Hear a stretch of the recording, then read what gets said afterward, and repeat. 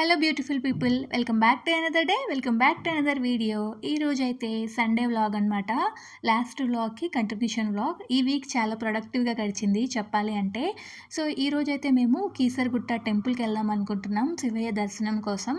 So ఇక lunch చేయడం ఎందుకు, టెంపుల్కి వెళ్తున్నాం కదా అని చెప్పి బ్రంచ్ లాగా 12కి అలాగా ఇలా గుంటు పొంగనాలు అయితే చేసుకుని తినేసాము. శ్రీకర్ కోసం కొంచెం రైస్ పెట్టేసి తనకైతే రైస్ పెట్టి మేమైతే మధ్యాహ్నం 3:20 అట్లా అయితే స్టార్ట్ అయ్యామన్నమాట.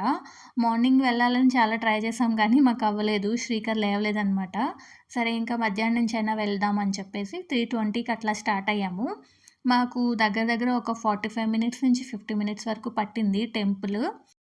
టెంపుల్ అదంతా చాలా బాగుంది చూడటానికి. చాలా అంటే దర్శనం అదంతా కూడా చాలా బాగా జరిగింది. నార్మల్‌గా మనం ఒక్కళ్ళమే వెళ్ళటం కన్నా ఫ్రెండ్స్‌తో గానీ, ఫ్యామిలీతో గానీ, కజిన్స్‌తో గానీ అట్లా వెళ్తే ఇంకొంచెం బాగా ఎంజాయ్ చేయొచ్చు. ఇంకా శివయ్యతో పాటు అక్కడ లక్ష్మీ నరసింహస్వామి టెంపులు, రామయ్య టెంపులు, సుబ్రహ్మణ్యేశ్వర స్వామి టెంపుల్ అన్నీ కూడా ఒకే దగ్గర ఉన్నాయన్నమాట. చూడడానికి చాలా బాగా అనిపించింది. నేనైతే ఫస్ట్ టైం వెళ్ళాను. అంతకుముందు ఎప్పుడూ వెళ్ళలేదు. యాక్చువల్‌గా ఈ ఇయర్ న్యూ ఇయర్‌కి మేము బీయింగ్ సుచిత్ర వాళ్ళ ఇంటికి వెళ్ళామన్నమాట న్యూ ఇయర్ సెలబ్రేట్ చేసుకోవడానికి. అక్కడికి వాళ్ళకి బాగా నియర్ బై అంటే ఆ వీక్ అంటే ఆ రోజు వెళ్ళడానికి చాలా ట్రై చేసాము దర్శనం చేసుకోవడానికి. బట్ న్యూ ఇయర్ అవ్వడం వల్ల బాగా రష్ ఉండి మేము ఆ రోజైతే వెళ్ళలేకపోయాము. కీసరగుట్ట టెంపుల్ ఒకటి, చిర్యాల టెంపుల్ ఒకటి. సో అప్పటి నుంచి నా బ్రెయిన్‌లో ఉండిపోయిందనమాట అక్కడికి వెళ్ళాలి, దేవుడిని చూడాలి అని చెప్పి.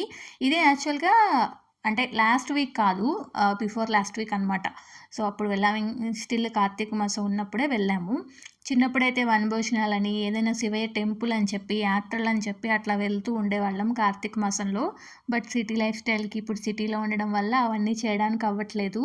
యాక్చువల్‌గా మాకు మా తోటలో ఉసిరి చెట్టు ఉంది. మా హస్బెండ్ వాళ్ళ తోటలో కూడా ఉసిరి చెట్టు ఉంది. వనభోజనాలు ప్లాన్ చేస్తే చాలా బాగుంటుందని అనిపించింది. బట్ మేము ఎక్కువగా తిరిగేసి, ఎక్కువగా జర్నీస్ చేసి ఉండడం వల్ల మళ్ళీ ఏలూరా అని ఫీల్ అయ్యాము. సరే ముందుగా మనకైతే దేవుడి దగ్గరికైతే వెళ్ళాలి కదా అన్న ఫీల్ ఉంటుంది కదా కార్తీక మాసంలో, దాని గురించి. ఇంకా చూసారా ఎంత క్రౌడెడ్‌గా ఉందో. సండేనే ఇలా ఉందంటే మండే ఇంకెలా ఉంటుందా అని అయితే అనుకున్నా నేను. మండే దీపాలు పెట్టేవాళ్ళు, ఉపవాసాలు ఉండేవాళ్ళు ఇంకా చాలామంది ఉంటారు కదా. ఇంకా కార్తీక నోములు నోచుకునే వాళ్ళు కూడా దర్శనం చేసుకోవడానికి వస్తూ ఉంటారు కదా.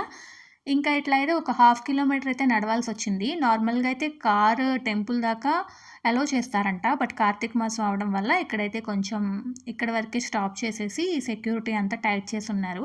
సరే పార్కింగ్‌లో కార్ పెట్టేసుకొని నడవడం అయితే స్టార్ట్ చేశాము. నేను నార్మల్‌గా ఒక దీపం పెట్టుకుందామని చెప్పి కొన్ని ఉసిరి దీపాలైతే తీసుకొచ్చాను. బట్ అక్కడికెళ్ళిన తర్వాత అసలు ఏకంగా ఒక మండపమే ఉంది దీపారాధన అంతా చేసుకోవడానికి. అదంతా కూడా చాలా బాగా అనిపించింది. అన్‌ఎక్స్‌పెక్టెడ్‌గా దర్శనం జరిగింది. ఒత్తులు వెలిగించడం జరిగింది. ఇదంతా కూడా మనసు బాగా హ్యాపీగా అయిపోయిందనమాట. శ్రీకర్ అయితే ఏంటంటే డల్‌గా అయిపోయాడు. ఎందుకు అంటే ఏమన్నా టాయ్స్ కొనివ్వమని అడుగుతా ఉన్నాడనమాట. మేమేమో ఇప్పుడు కాదు రిటర్న్‌లో కొనిస్తాము. దేవుడి దగ్గరికెళ్తున్నప్పుడు దండం పెట్టుకొని దర్శనం మంచిగా చేసుకొని చదువుకోవాలి, హెల్తీగా ఉండాలని దండం పెట్టుకొని రిటర్న్‌లో హ్యాపీగా టాయ్స్ కొనుక్కోవాలి అని చెప్పాము. వాడేమో ముందే టాయ్స్ అంటా ఉన్నాడనమాట. సో మొహం ఇలా పెట్టుకొని ఉన్నాడు. ఏం చేయలేము. ఎందుకంటే మనం కూడా ఆ ఫేజ్ నుంచి వచ్చిన వాళ్ళమే కదా.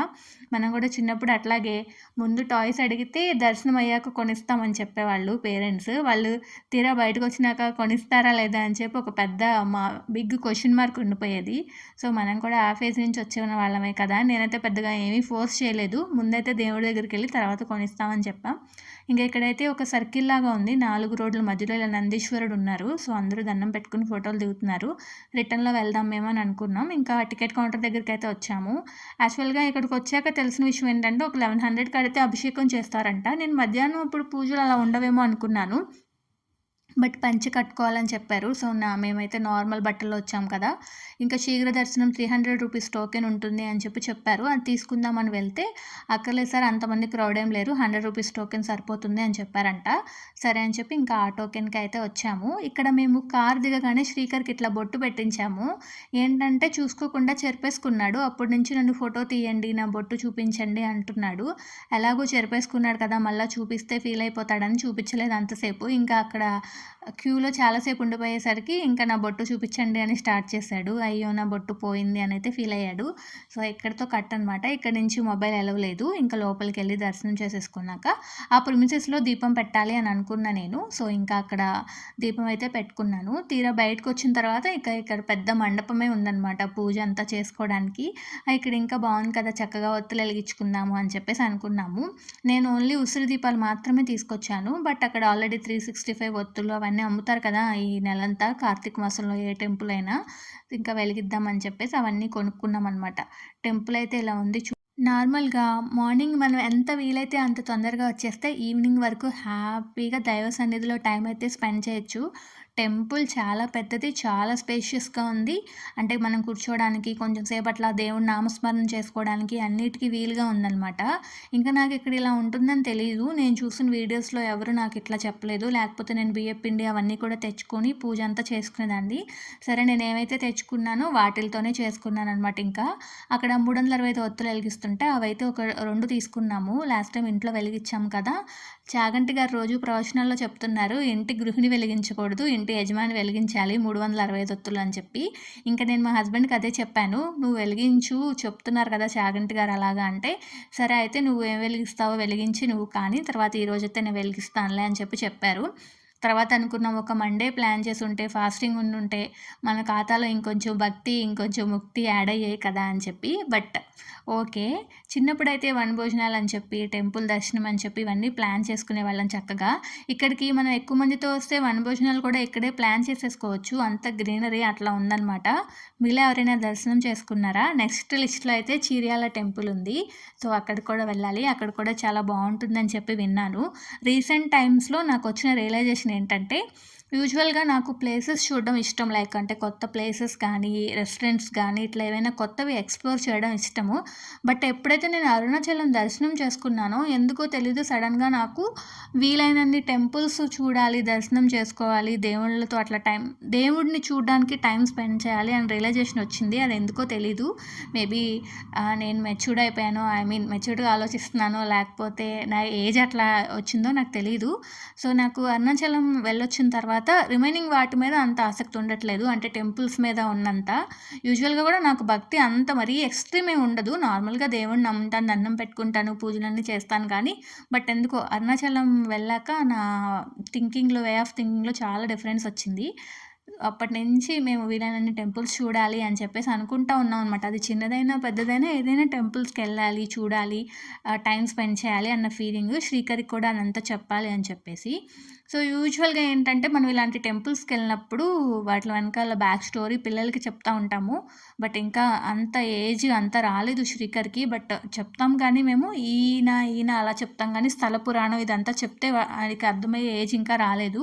ఆ ఏజ్ వస్తే ఏంటంటే మనం చెప్తే ఆ హెరిటేజ్ అనేది నెక్స్ట్ జనరేషన్ కూడా వెళ్తది. సో, వాడికి మనం చెప్తే ఆళ్ళ పిల్లలకి వాడు చెప్తాడు తర్వాత. బావుంటది. అంత ఏజ్ వస్తే అనిపిస్తది నాకు. ఇంకా ఇక్కడంట ఆయనకి నైట్ అంట బ్యాడ్ డ్రీమ్స్ వస్తున్నాయంట. అందుకని ఆంజనేయ స్వామి ఉంటే నేను దండం పెట్టుకుంటా హనుమాన్‌కి నాకు బ్యాడ్ డ్రీమ్స్ ఇవ్వొద్దని అని చెప్పి తనే వెళ్లి దండం పెట్టుకుంటున్నాడు. అనిపిచ్చింది. ఇంకా అక్కడ లక్ష్మీ నరసింహస్వామి టెంపుల్ ఉంది. అలాగే రామాలయం ఉంది. మనకేంటంటే శివకేశవుల దర్శనం ఒకేసారి అయిపోతదనమాట కార్తీక మాసంలో. సో, నెక్స్ట్ ఇయర్ మీరెవరైనా వెళ్ళకపోతే ప్లాన్ చేసుకోండి బావుంది. ఇంకా బయటకొచ్చి ప్రసాదం తీసుకున్నాము. పులిహోర, ఇంకా లడ్డు. మేము ఎలాగో లంచ్ చేయలేదు కాబట్టి పులిహోర తిందాం అనేసైతే అనుకున్నాము. అక్కడే కూర్చోవడానికి అంతా ప్లేస్ ఉందనమాట. అలాగే నాగదేవతల టెంపుల్ అని చెప్పి అలా టెంపుల్ ఉంది. ఇంకా మేమొచ్చేసరికి లైట్స్ అంతా ఆన్ చేశారు. సో, టెంపుల్ అయితే ఇలా కనిపిస్తుందనమాట. ఇందాక ఈ స్టెప్స్ ఎక్కి పైకెళ్ళామనమాట టెంపుల్ మీదకి. ఇందాక అక్కడ చెప్పాను కదా! మిడిల్‌లో నందీశ్వరుడు ఉన్నారని చెప్పి. శ్రీకర్‌ని అడిగితే ఫోటోస్ దిగుతానన్నాడు. సరే అని దండం పెట్టేసుకొని ఇక్కడ కొన్ని ఫోటోస్ అయితే తీసుకుంటున్నాడు. ఇంకా ఈ షాప్స్ ఇవన్నీ నైట్ అయ్యేసరికి ఇంకొంచెం క్రేజీగా కనిపిస్తున్నాయనమాట. సరే ఏదన్నా టాయ్స్ కొనుక్కుంటాను అంటే, సరే కొనుక్కోమని చెప్పాము యాక్చువల్‌గా. సరే చూస్తాను, చూస్తానని వెళ్ళాడు కానీ ఏం నచ్చలేదని చెప్పాడు. సరే ఏం చేద్దాము? నీకు చాయిస్ ఇస్తే నువ్వు సెలెక్ట్ చేసుకోలేదనుకున్నాం. యాక్చువల్‌గా మేము మా చెల్లి వాళ్ళని చూసి చాలా రోజులయిపోయింది. ఎళ్లి ఒకసారి మా చెల్లి వాళ్ళని చూద్దాం అనుకున్నాం. సో, వాళ్ళకి పాప ఉంది కదా! పాపకేదైనా బొమ్మలు కొందామని చూసినా నాకేం నచ్చలేదు. సరే ఇక్కడైతే ముందు వేడివేడిగా బజ్జీలేస్తున్నారు. అంజనేమో బజ్జీలు తిందామంటే అక్కడికొచ్చామనమాట. బజ్జీలు ప్యాక్ చేయించుకొని కార్‌లో తిందామని చెప్పేసి ఇంకిక్కడ చూస్తే ట్రాంపోలిన్ ఉంది. ఎళ్ళేటప్పుడే చూసాడిది. నాకేమీ టాయ్స్ కొనిపించకపోతే నన్నిది ఎక్కించాలి అని చెప్పాడు. ఇది జస్ట్ 50 రూపీస్ ఎంతో తీసుకున్నారు. బట్ అన్‌లిమిటెడ్ అనుకుంటా. టైం ఏమి ఉన్నట్లేదు. చాలా సేపు ఆడుకున్నాడు. ఇంకా మాకే నీరసం వచ్చేసి ఇంకెళ్ళిపోదాం అని చెప్పాము. కొంచెం దూరం నడిచిన తర్వాత ఇలా ఈ ఫ్రైస్ అన్నీ కనిపించాయి. గొట్టాలు ఇవాళ అన్నీ కొన్నన్నయితే తీసుకున్నామనమాట. గొట్టాలు ఒక 2 సైజెస్ తీసుకున్నాము. రెండోది టమాటోతో వడియాలంట. అప్పడాలని చెప్పాడు యాక్చువల్‌గా అతను. బట్ ఇంటికొచ్చి అవేస్తే వడియాల్లాగా కనిపిస్తున్నాయి. అవైతే కొన్ని తీసుకున్నాము. పప్పుచారులో తినడానికి బావుంటది కదా! దట్ టూ కార్తీక మాసం అంతా వెజ్జే ఉంటుంది కాబట్టి ఇలాంటి సైడ్స్ ఉంటే తినేయడానికి ఈజీగా ఉంటుందని చెప్పి, ఈరోజు నేను వాయిస్ ఓవర్ ఇవ్వడానికి చాలా సార్లు ఆపి చాలా సార్లు పెట్టాను. అంటే వాయిస్ ఓవర్‌కి మేబీ ఏమైనా తప్పులుంటే సారీ. ఇంక తర్వాతయితే చెల్లి వాళ్ళని కలవడానికి అమీన్‌పూర్ ఎళ్దామని కాల్ చేస్తే, సాయిబాబా టెంపుల్ దగ్గరున్నాం అక్క అని చెప్పింది. ఏంటమ్మా అంటే అక్కడ ఎగ్జిబిషన్ పెట్టారక్క అని చెప్పింది. సరే అని ఇంక మేము గూడా అక్కడికే ఎళ్ళిపోయాము. ఇంక చెల్లి వాళ్ళతో మాట్లాడిన తర్వాత శ్రీకర్ ఇవన్నీ ఎక్కుతానంటే, సరే కదా అని తీసుకొచ్చాము. ఇంకా అక్కడ కూడా ఏం లేవు కదా! టాయ్స్ కొనుక్కోలేదు కదా! అని చెప్పేసి. సో, ఇంకా మా చెల్లి వాళ్ళ పాప చాలా చిన్నది తన్నెక్కిద్దామంటే ఇంకా కూర్చోలేదేమో అని ట్రైన్ ఎక్కాం మేమందరం కలిసి. సో, చూసి చాలా రోజులయిపోయింది మేమందరం కలిసి. సో, ఈ ఫంక్షన్స్ వల్ల, ఈ హడావిడి వల్ల నేను ఇంటికి వరుసనే వెళ్ళడం వల్ల వీళ్ళెవరిని కలవడానికి అవ్వలేదు. చాలా రోజులయిపోయింది చూడాలనిపిస్తుందని చెప్పి వెళ్ళి వాళ్ళని కలిసేసి కొంచెం సేపు టైం అయితే స్పెండ్ చేసేసి, ఇంకా శ్రీకర్ ఇవన్నీ ఏవైతే ఎక్కుతా అన్నాడో అవన్నీ ఎక్కిచ్చాము. బట్ ఏంటంటే మేము మాట్లాడుకుంటుంటే మళ్ళీ వాళ్ళ బాబాయిని తీసుకెళ్ళి మళ్ళీ అన్నీ సెకండ్ టైమ్ ఎక్కొచ్చాడనమాట. వాళ్ళ బాబాయ్ వాడు వెళ్ళి ఇంకా చాలా చాలా చేసొచ్చారు తర్వాత. సో, ఈ సండే అయితే ఇలా గడిచింది. ఇక్కడ జెయింట్ వీల్ ఇవన్నీ పెట్టారు. మీరెవరైనా అమీన్‌పూర్ సరౌండింగ్స్‌లో ఉంటే వెళ్ళొచ్చు. సాయిబాబా టెంపుల్ పక్కనే ఉందనమాట. సో, ఇది ఈరోజు వీడియో. హోప్ ఈ వీడియో మీకు నచ్చిందనుకుంటున్నా. వీడియో నచ్చితే లైక్, షేర్, సబ్స్క్రైబ్.